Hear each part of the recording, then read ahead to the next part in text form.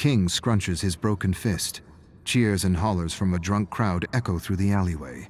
He stares at his fallen opponent, bleeding face, busted nose, chipped teeth. He kicks him in the mouth to put the finishing touches on his handiwork. He never lost a fight. Not now. Not ever. Always bet on King. He glances over the crowd, spots Donnie, an old friend with a gambling problem. Not much of a problem if he continues to bet on me. King looks at his watch. He's late for a family meeting. King's father gives his mother hell for talking back for something he didn't quite understand. It's always the same crap. King grinds his teeth. Blood and warmth rush up his face. Every scrap, every single one he won because he saw his father's face on his opponent. He wants to lash out, to say something, anything. But to say something is to be cut off. But this time he's not thinking straight, or maybe he is. His father raises a hand to strike his mother. It happens faster than the thought to perceive it. One moment he snatches his father's arm, the next he's beating him black and blue for years of accumulated shit. He walks away while his mother tries to help his father up. You're out. Never show your face here again, ungrateful bastard. Get out. He never really had friends. Not real ones, anyway. He had an entourage. A group of sods enjoying the high life with his credit card. Now he has no one. Not a single bloody friend to help him out. He had friends once upon a time in school, but that was long ago. He needs money. But money doesn't grow on trees, and no one wants to challenge him, not after what he did to his last opponent. He needs a job. His accounts are near empty, and his old careless spending habits are hard to break. He meets with Tommy. Tommy has no room for him in his apartment. Wishes he did, but he doesn't. Mick wants to help, but his old lady won't let him. Same with Bill. And Harry. His ex has moved on, and she doesn't want to see his face. Something about being a shithead. He can't live in a hotel room forever. It drains the account. He remembers a face he recently spotted in a crowd at his last scrap. They were friends since they were toddlers. He was a genuine friend, even if they went separate ways. King looks him up. Castle Drive. He hails a taxi. King hasn't felt real in a long time. He sits in Donnie's apartment drinking old ale, realizing how much he misses genuine heart-to-hearts.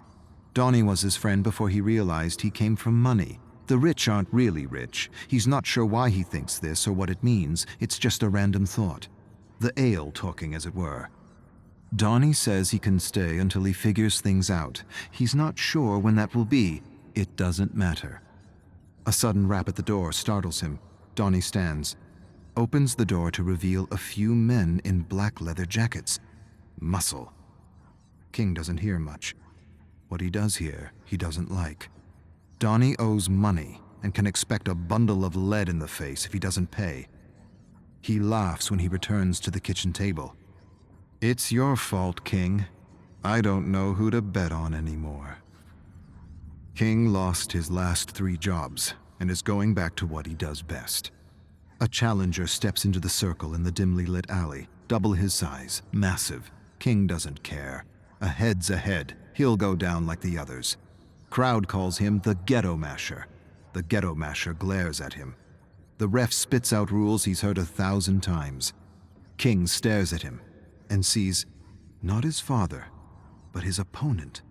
A bell sounds. With a bestial snarl, the Ghetto Masher lunges. King evades a wild blow that would have ripped his head off. He feels strange, unresponsive, confused. Donnie screams at him. He glances at him as he receives a massive fist to the skull. Black swirls across his eyes. He doesn't remember the thud against his skull. He doesn't remember his legs buckling. He doesn't even remember collapsing in a pile of festering garbage. He only remembers waking up on the couch in Donnie's apartment. He's lost his edge. His anger. His rage. His hate. Was that all he was? Donnie's asking if he's okay, and he's not sure. Am I okay? Will I be better? I don't know. Was it just a fluke? A lucky shot? Happens to the best. I feel wrecked. I am wrecked. Donnie bet the last of his cash on him. King's getting the hang of working behind a bar. Donnie sips a beer and tells him he needs to find another reason to fight. King tells Donnie he needs to get home before the beer he's drinking turns to piss, before he gets in trouble.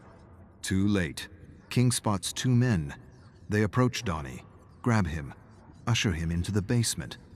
Not a good sign. King rushes to help, but his manager yells at him to stay behind the bar. Screw it. He leaps over the bar and rushes to the basement where he finds Donnie being beaten by Ghetto Masher and Uncle Brass watching in his chair. King doesn't hesitate. He tackles him. They exchange deadly blows. Ghetto Masher can hardly keep up.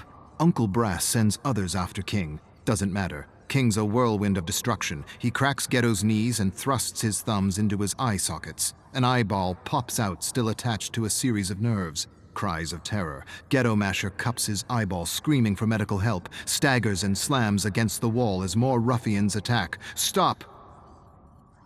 Uncle Brass stands and approaches. It's well within my power to rip your fucking head off for what you did to my boys. King staggers to his feet. Not a bloody joke, am I?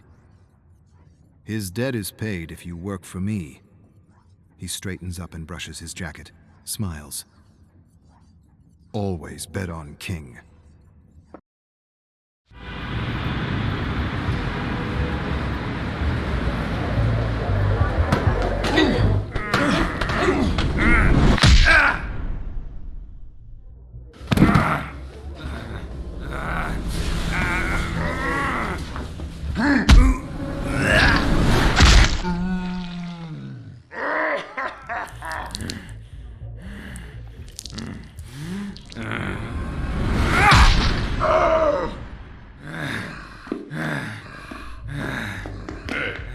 Whoa.